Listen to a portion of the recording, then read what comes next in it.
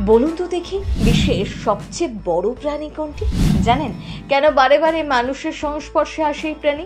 সত্যি কি তারা মানুষের ক্ষতি করতে চায়, নাকি নেপথ্যে লুকিয়ে অন্য কোনো কারণ?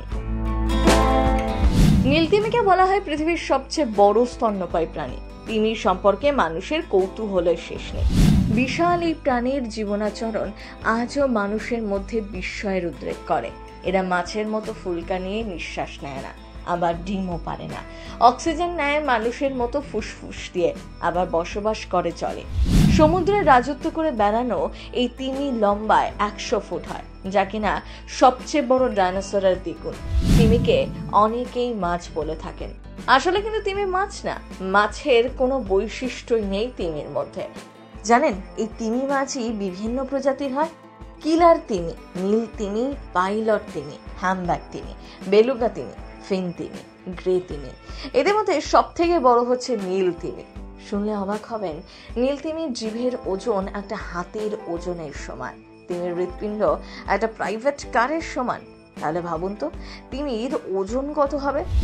এদের ওজন প্রায় 200 টনের মতো, যা কিনা আফ্রিকার পূর্ণবয়স্ক 40টি হাতির সমান। নবজাতক নীল তিমিও কম যায় না, সেও বিশ্বের সব থেকে বড় নবজাতকের স্থান দখল করে আছে।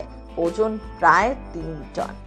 এখন আপনাদের মনে প্রশ্ন জাগতেই পারে, এত বিশাল যে প্রাণী সে কি খায়, কতটুকু খায়? এরা সাধারণত ক্রিল নামের অতি ক্ষুদ্র এক ধরনের মাছ খেয়ে থাকে, যা দেখতে অনেকটা চিংড়ির মতো। দিনে অন্তত 4 টন খাবার খায়, সংখ্যায় প্রায় 40 মিলিয়নেরও বেশি।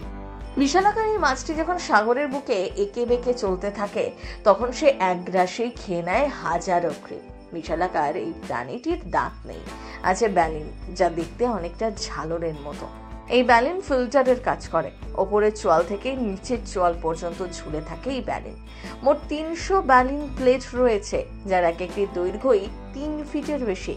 নীলতিমি যখন হাঁ করে, তখন মাছের সঙ্গে একরাশ জল তার মুখে প্রবেশ করে, তারপর ফিল্টারের মাধ্যমে জল বের করে দেয়, আর মাছগুলো খেয়ে নেয়।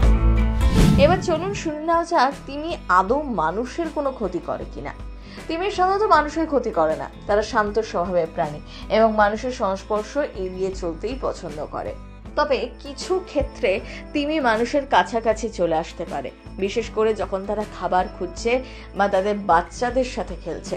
তবে এর মানে এই নয় যে তারা মানুষকে আক্রমণ করতে চাইছে, বরং তারা নিজেদের কৌতূহল বা উপস্থিতির জানান দিতে আসে। যদি কোনো তিমি আহত বা অসুস্থ থাকে, তাহলে সে বিভ্রান্ত হয়ে মানুষের কাছাকাছি চলে আসতে পারে। তখন হয়তো সে কিছুটা বিপজ্জনক হতে পারে, তবে এই ধরনের ঘটনা খুবই বিরল। সাধারণত তিমি মানুষের জন্য মোটেই ক্ষতিকারক নয়। তারা সমুদ্রের বাস্তুতন্ত্রের গুরুত্বপূর্ণ অংশ। প্রথম বাংলা।